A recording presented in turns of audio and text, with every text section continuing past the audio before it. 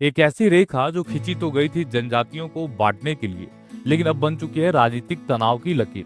दोस्तों, क्या आप जानते हैं कि अफगानिस्तान और पाकिस्तान की सीमा यानी कि डूरंड लाइन आज भी दोनों देशों के बीच विवाद का कारण है। तो चलिए आज जानते हैं डूरंड लाइन की कहानी, उसके विवाद और वर्तमान स्थिति को। साल था 1893। ब्रिटिश भारत के विदेश सचिव थे सर मॉर्टिमर ड्यूरैंड और अफगान शासक अमीर अब्दुल रहमान खान के बीच एक समझौता होता है। इस समझौते ने अफगानिस्तान और ब्रिटिश भारत के बीच एक सीमा रेखा खींची जिसे कहा जाता था डूरंड लाइन। लेकिन ध्यान दीजिए, यह रेखा राज्य की सीमाएं तय करने के लिए नहीं थी, बल्कि अफगान और पश्तून जनजातियों को अलग करने के लिए बनाई गई थी और यहीं से शुरू हुआ विवाद। दिलचस्प बात यह है कि ब्रिटिश सरकार खुद भी इस रेखा की परिभाषा को लेकर कभी स्पष्ट नहीं थी। 1893 से लेकर के 1896 तक उन्होंने इसे कहा था फ्रंटियर लाइन। 1919 के बाद इसे फ्रंटियर कहा जाने लगा और साल 1950 आते आते यह बना इंटरनेशनल फ्रंटियर।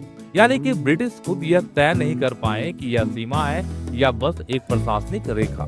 साल 1947 में जब पाकिस्तान बना तो उसने तुरंत कहा कि डूरंड लाइन हमारी अंतर्राष्ट्रीय सीमा है, लेकिन अफगानिस्तान ने इसे मानने से इनकार कर दिया, क्योंकि अफगानों के लिए यह सिर्फ एक लाइन नहीं था, बल्कि उनकी संस्कृति, रिश्तों और इतिहास को बांटने वाली दीवार थी। काबुल की हर सरकार, चाहे वह तानाशाही रही हो या तालिबानी रही हो, इस रेखा को स्वीकार करने से हमेशा वह हिचकती रही।